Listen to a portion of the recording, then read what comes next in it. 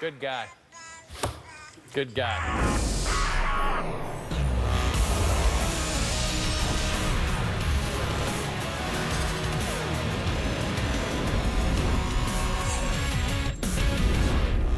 Hey now, SportsCenter with Jay and Dan, brought to you by McDonald's.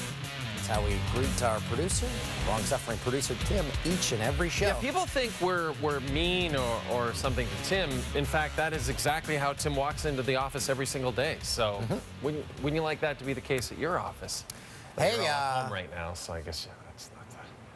What a weekend! Super. It's fun. Super wild card. It was fun, Dan. It was cool, and it was all capped off on Sunday Night Football with a rivalry for the ages that has pretty much been one-sided for 3 decades. That's the Pittsburgh Steelers, that's the Cleveland Browns, but it's the Cleveland Browns without their head coach. Instead, Mike Prefer Madness serving as head coach. Kevin Stefanski tested positive for COVID earlier this week. Prefer looking to lead Cleveland to their first road win against Pittsburgh since 2003. Steelers dead last in the league in rushing. And they start with a horrible snap all the way back to the 2-yard line, and the Browns bounce it into the end zone where they wind up with a touchdown. Of all crazy things, you don't go to the playoffs for 18 years, and that is the way it starts in the first 14 seconds. Al Michaels on the call. Marquise Pouncey botched the snap on the first play from scrimmage. Carl Joseph recovers for the Browns TD. So a rough start at home for Pittsburgh quickly gets worse. Benny Snell is the running back. TJ is likely winner of that award as the pass is intercepted at the 50-yard line. Yeah, Ben Roethlisberger undefeated at home in his career against the Browns, which is incredible when you think about it. He's almost 40. Picked off on the Steelers' ensuing drive. Moments later, Baker Mayfield to Jarvis Landry. Did you know the Cleveland Browns were attempting their first playoff win since 1995? They haven't won in the postseason since before Mayfield was born. Up 2 scores just over 5 minutes in. And then following a 3-and-out from Pittsburgh, Kareem Hunt. How did he find a hole there? Not sure, but he does, and he scores, and it's 21-0 Browns. And the nightmarish quarter for the black and yellow is not finished. Ensuing drive. Again, we're still in the first quarter. Big Ben tipped. He's picked again. At the 44-yard line. Pittsburgh turns it over 4 times in the half, most since '91. Following drive, it will be Hunt once again. Cleveland scores 28 points in the first quarter. And the record start continues into the second quarter. Mayfield, Austin Hooper, beyond wide open. Browns set the record for the most points in the first half of a road playoff game. After not playing one for a long time, up 35-10 at the break. Fourth quarter, going for it on 4th down, 3rd quarter. Big Ben, Juju Smith-Schuster, touchdown, lead cut to 12. You know the fans in Cleveland were getting nervous, but all Mayfield had to do was find the Chubby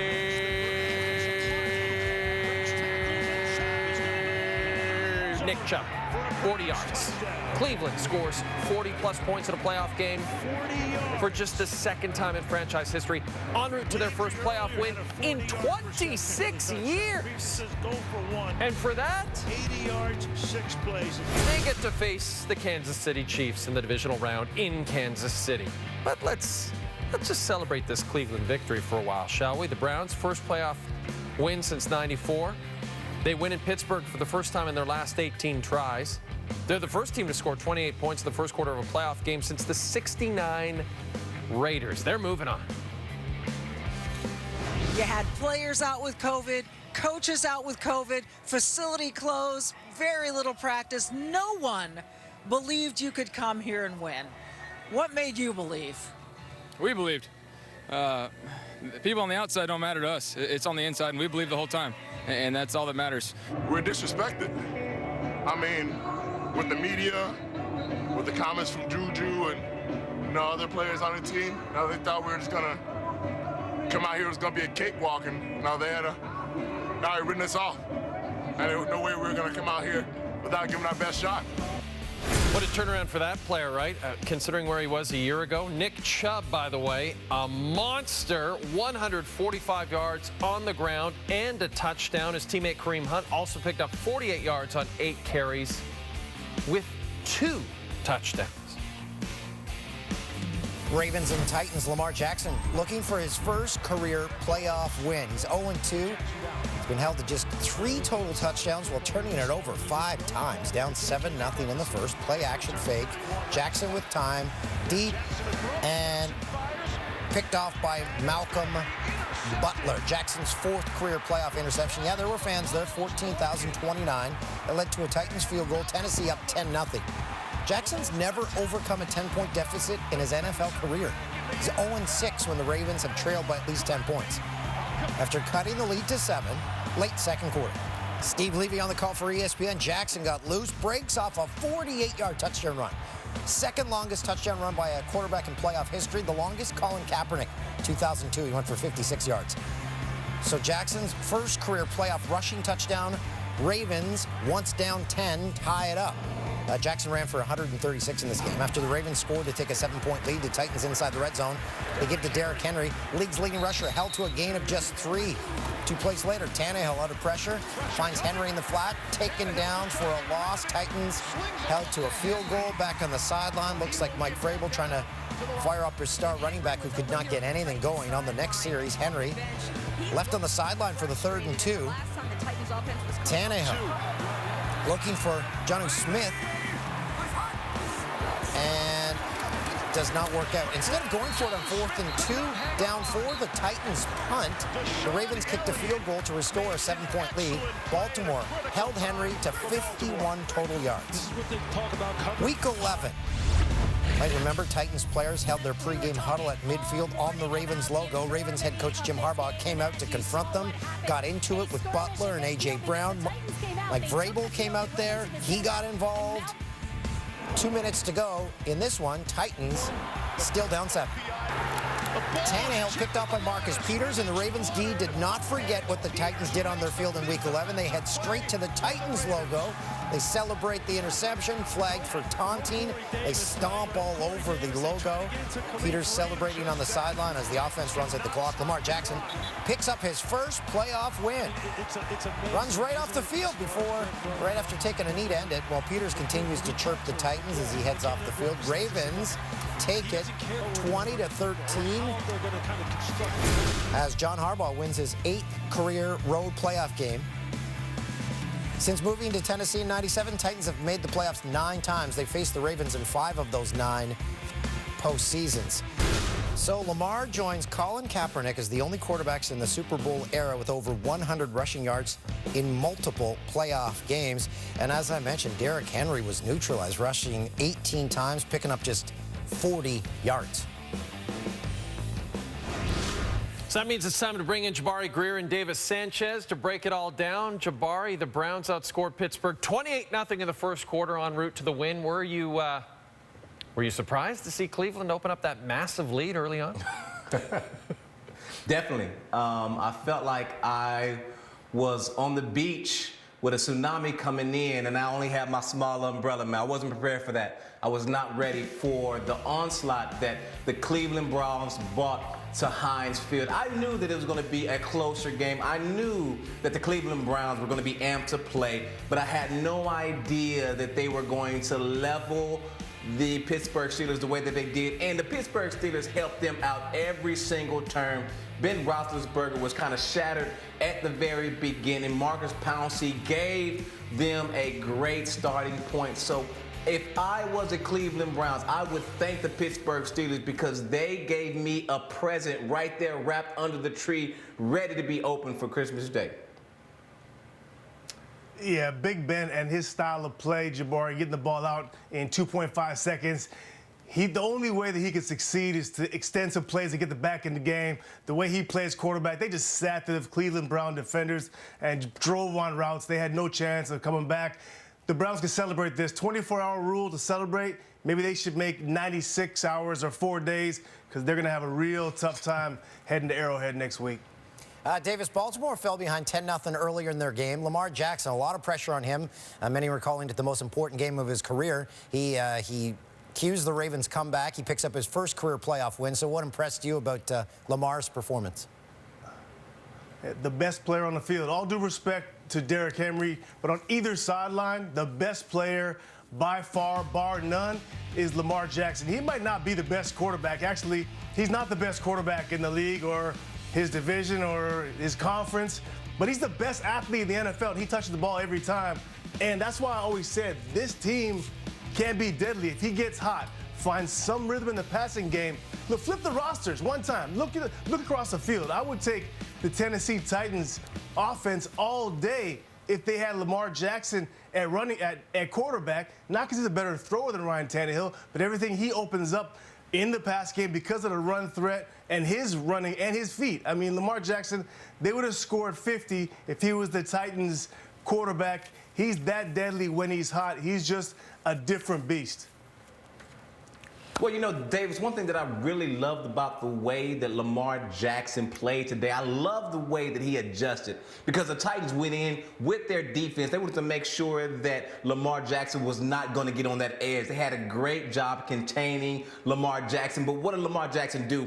He went up the middle. He went off tackle. He went inside those tackles. At 190 pounds, man, I cannot believe this dude. He almost gave up his body so much to be able to put his team in position. Lamar Jackson adjusted more than anything, converted third downs, converted fourth downs when he needed to. He put his team on his back, on his skinny, scrawny legs, and ran up the field and done what we knew Lamar Jackson could do. The big question was, could he do in the playoff? And we saw it today. Yes, he could. And that sets up the AFC divisional round. So you got the Ravens and Bills. They didn't meet this season. Ravens head to Buffalo to face a Bills squad that's won 8 of 9 games at home this season. And then the Browns and Chiefs also did not meet this year. After resting this week on their bye, Chiefs can be up against the Browns, who are coming off their first playoff win since 1994. All right, let's go to the NFC. Bears, Saints. Drew Brees, 5 days shy of his 42nd birthday. Expected to retire at the end of the season and join NBC. Nickelodeon broadcast this game. Everyone on Twitter was excited. And there's Captain Man, bottom left. But where's Schwaz? Where's Charlotte, played by Canadian Riel Downs? Where's Henry? Where's Jasper? Where's the Danger Force? There's Michael Thomas, and he opens the scoring, and here comes the slime, which, of course, was first done by You Can't Do That on Television, a show done in Ottawa. How about that? How awesome right? That's who gets credit for the slime. Saints up 7-0. The downside of all that slime, slippery hands. That's what happens. Mitch Trubisky to Javon Wims, and Wimsy just right through the mitts. He just made an amazing catch on the side. Now in the second, Taysom Hill under center now for the Saints. He is stripped as he throws. It will be intercepted by John Jenkins. We have to bring Steven Stick back to SportsCenter with Jane Dan. Yeah. Steven Stick was a great character. The winner of this game gets the MVP award, N for Nickelodeon. Thomas making his case. Already had that touchdown we showed you. Third quarter, Brees finds him down the field. In fact, Thomas and Brees connected just 9 times in the regular season. Of course, Brees was injured a lot. Already his 5th catch of the game. Same drive, Brees under pressure, dumps it off to Latavius Murray, and Latavius Murray's going to take it into the end zone. Murray, here comes the slime again. So it's 14-3 New Orleans over Chicago. Now 21-3 Saints. Trubisky to Jimmy Graham.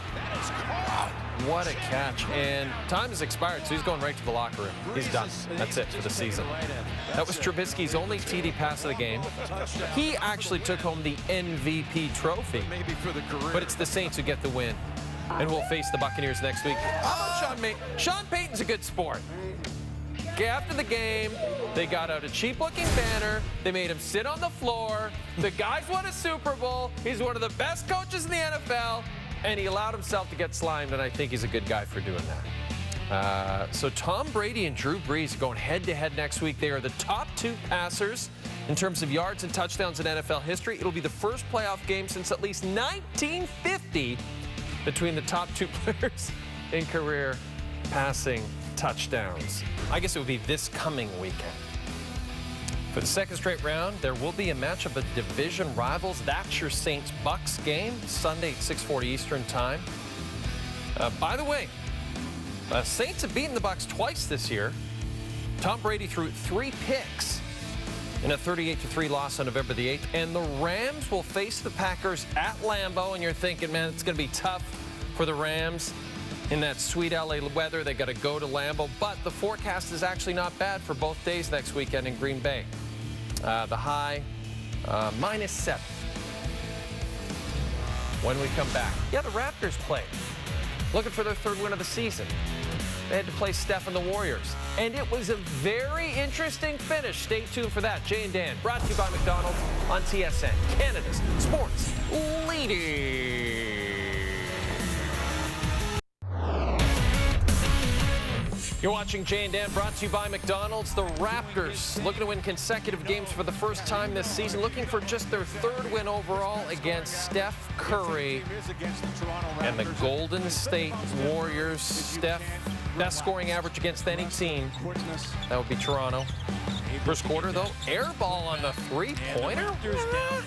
Second quarter, Pascal Siakam doing a terrific job of guarding him. Another 3 in the air.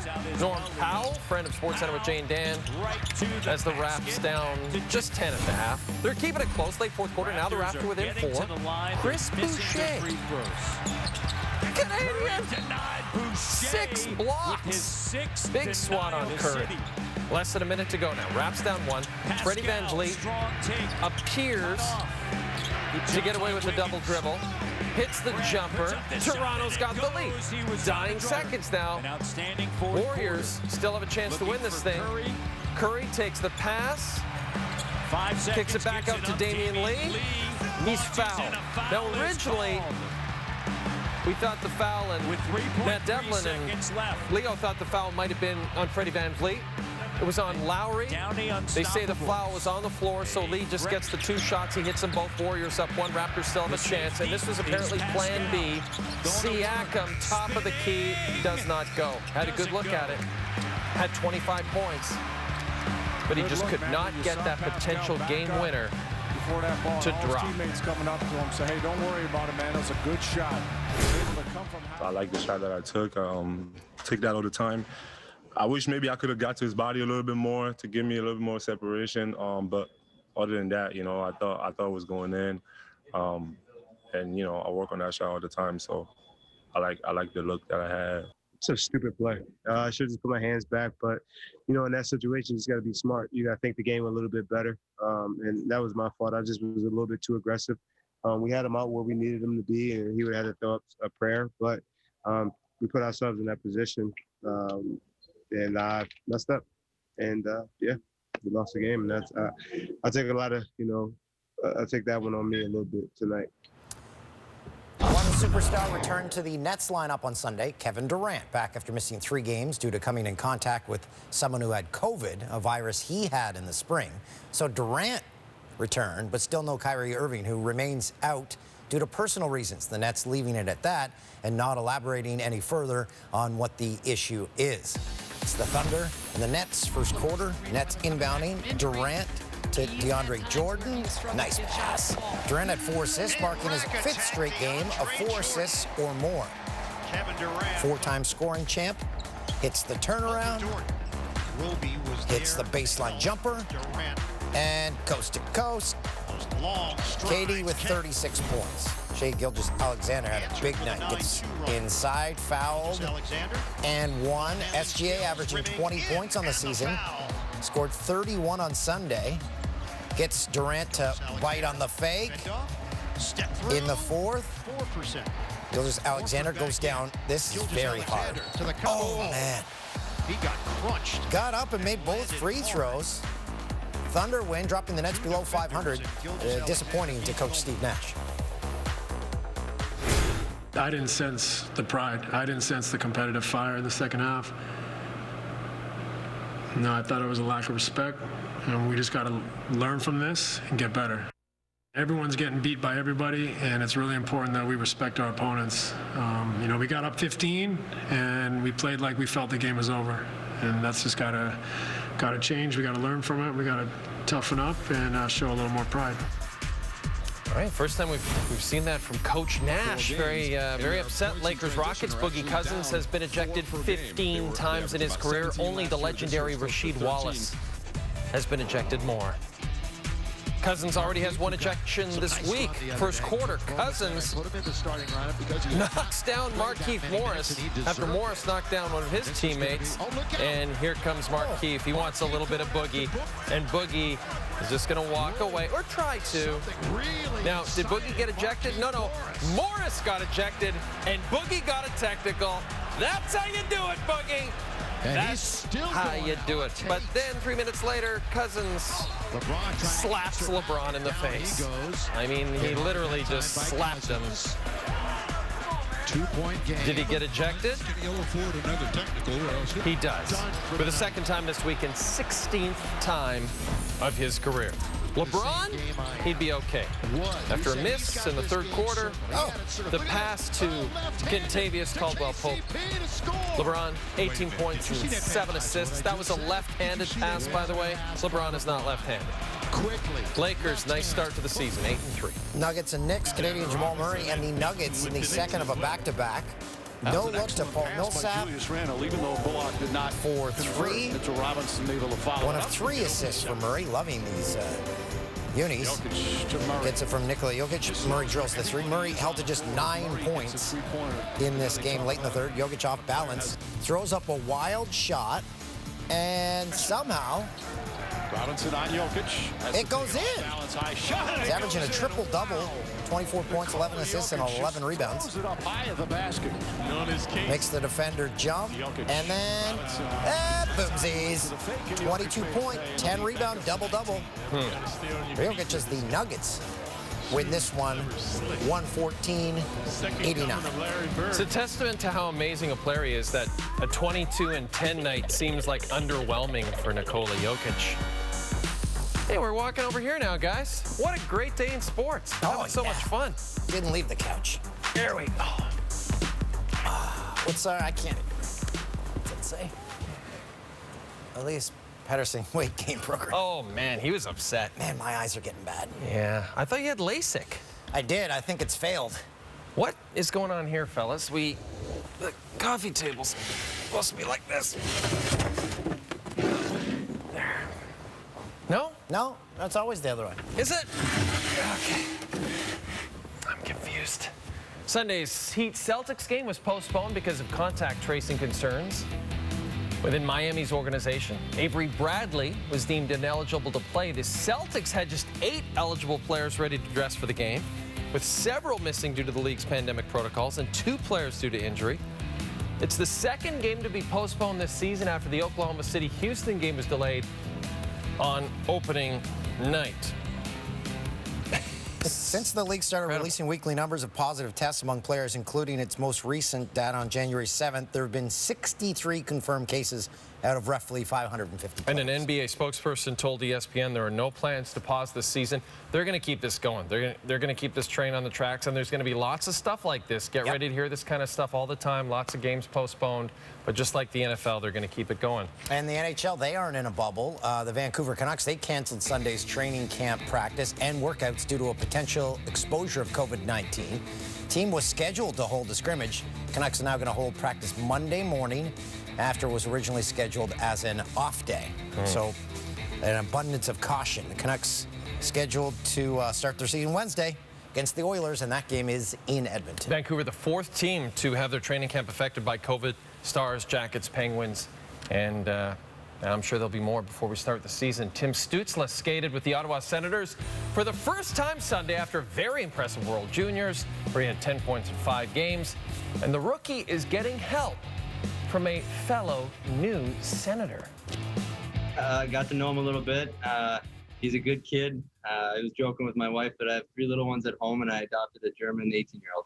He's carries himself in a mature way, which is a great thing as an 18-year-old. He's a kid that you can see it in this one practice. He's got a lot of talent.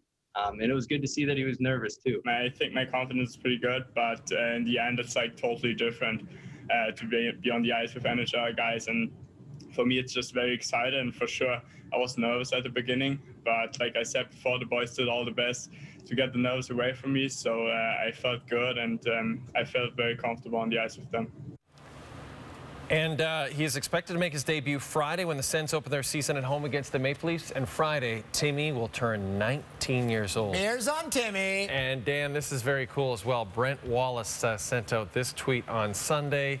Stutzla says he will live with Brady Tkachuk and Josh Norris. Okay, so that's who he's living with. And that's perfect timing because we've already greenlit the new CTV hit series reboot. It's Three's Company with Tim, Brady, Josh, and Brent Wallace as Mr. Furley. Brent Wallace in the role he was born to play. Crave original. That's going to be good. Looking forward to that one. That one's on CTV. Oh, it's on CTV? Yeah. But then I think it gets put on Crave. Eventually it'll get onto Crave. You got it. Montreal Canadiens team red and white scrimmage. Early first, Shea Weber. Stop. Jonathan Drouin knocks it in for a power play goal. Other end, team white man advantage. Corey Perry in front and tips it past Carey Price. Corey Perry, the pride of Peterborough, Ontario. I wonder if he's ever been on a boat through the lift locks. They went to a shootout for fun. Nick Suzuki, nifty moves, nice deke, scores with the backhand. Team red takes the scrimmage. Habs open up the regular season in Toronto on Wednesday. And Montreal also placed 9 players on waivers, including goaltender Charlie Lindgren. So no Lindgren. The Flames will play their second and final intra-squad game Monday. It'll be giving Jacob Markstrom another chance to prepare for the regular season ahead of his Calgary debut. That'll be Thursday. Can't figure it out if I like that hat or not. I love those uniforms. Yeah. Everybody knows that. Sam Bennett, this is good news. Sam Bennett missed the last couple of practice sessions for precautionary reasons. Back at practice on Sunday, so that's great news. Well, most of the talk surrounding Jets camp has been about what the team will do with young forwards Patrick Laine and Jack Roslovic. Veteran Matthew Perreault, who skated on the fourth line with Nate Thompson and Trevor Lewis at Sunday's practice, is in a contract year. The fourth line labeled as the Dirty 30 line. Perreault's 33, along with 34-year-old Trevor Lewis and 36-year-old Nate Thompson. Combined, they've played 35 NHL seasons. Wow. That's just a gritty fourth. Dirty 30. That fan base is just going to love them each and every game. When we come back, Kawhi played his first game without his protective mask and hit a career milestone. Bulls and Clippers highlights are next.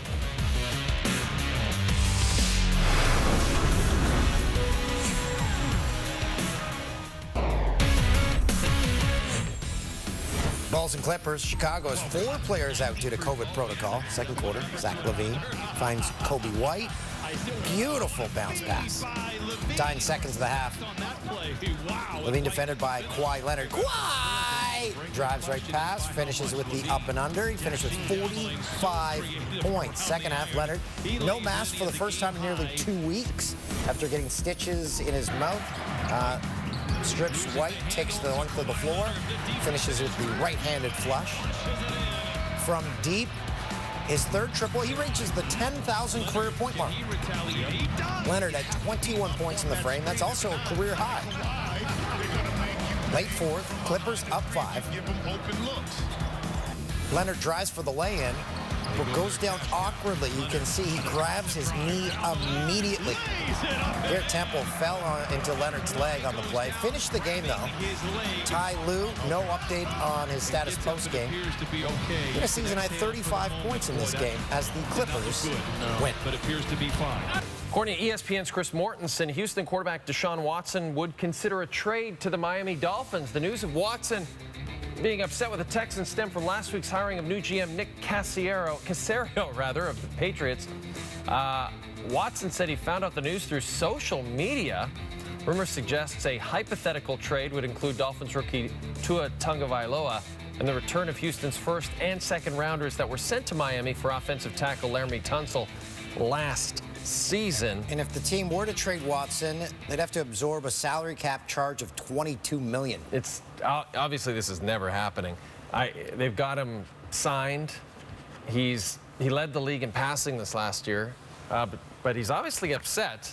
He was led to believe that he was going to have some say in the GM hiring, which was odd. The coach hiring. Whoever led him to believe that obviously needs to let him know that wasn't ever going to be the case. Some bad news for Atlanta Hawks fans. Their big money free agent acquisition, Bojan Bogdanovic, has been diagnosed with a fractured right knee. The Hawks announced Sunday. The injury occurred during Atlanta's game against Charlotte Saturday night. It's unsure how much time he's going to miss, but the Hawks announced a timeline for his recovery will be revealed sometime this week. Signed a 4-year, $72 million contract after spending his first 3 seasons with the Kings. Yeah, you remember he was supposed to go to Milwaukee in a sign and trade. Nobody really worked that out in a proper way. Maybe there was tampering involved. We think there was for sure tampering involved. I believe they were fined for that. Yeah, just a disastrous situation. In the wake of last week's riot at the U.S. Capitol, the PGA has announced that it plans to move its 2022 PGA Championship away from the Trump National Golf Club in Bedminster, New Jersey. Trump organization owns or operates 17 golf courses around the world, with 3 more expected to be open in Dubai and Indonesia. Second time in just over 5 years, the PGA of America removed one of its events from a Trump course. When we come back, it's the greatest sports segment you will see in the last 3 days. The Jannies are coming up next on Jay and Dan, brought to you by McDonald's on TSN.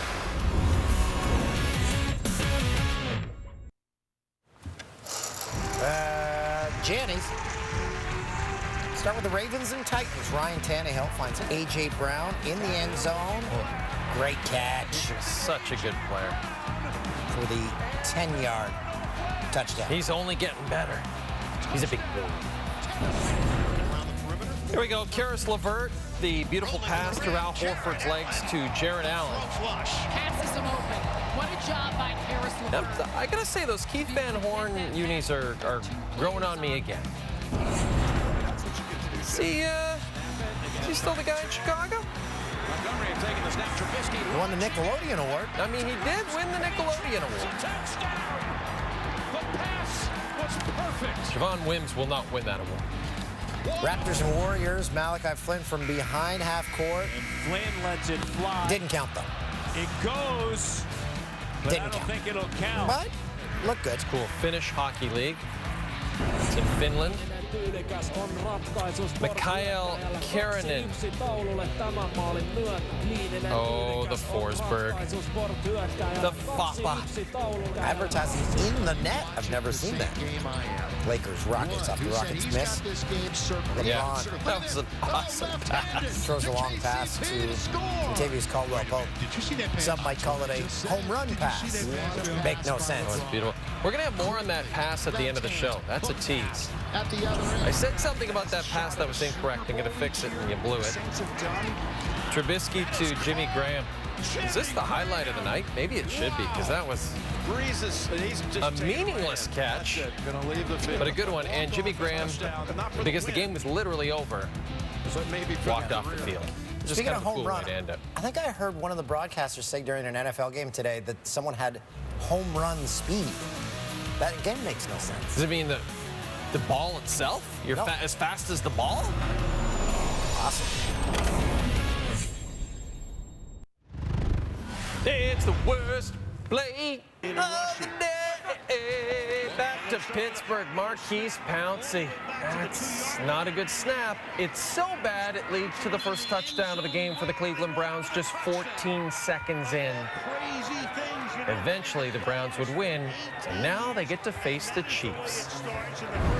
Highlight of the night. Back to Nashville. Ravens and Titans. Lamar Jackson, always a threat. And breaks loose. 48-yard touchdown run. Second longest touchdown run by a quarterback in playoff history. Colin Kaepernick had the longest. And that is your highlight of the night. Time for our popular You Blew It segment. I made a couple of mistakes. I thought the coffee table was in the wrong position. Apparently, it's been in this position since last July. I don't know what Again, everything just kind of blending in. I don't know. I'm during messed the up. pandemic. And then Ryan Campbell of BC watching the show, and he pointed out something. So you pointed it out. I pointed out in the Jannies LeBron's amazing left-handed pass to Kentavious Caldwell-Pope. And I said, well, he did that, and he's right-handed. No, he is left-handed, as Ryan points out. And I was reading, he taught himself to be a right-handed basketball player because Jordan and Penny Hardaway were right, and those are the guys he idolized. So he just, that's like me teaching myself to be a right-handed golfer when I was born to be lefty. And it turned around my game big time. No, it didn't. No, that's terrible. Not at all. I haven't played for years. And hats off to Brian. He did prompter for the first time since 2017. Brian Hastings, yeah, came in, everybody chipping in at this time. What a guy. Yeah, he's a good dude. See ya. Yeah.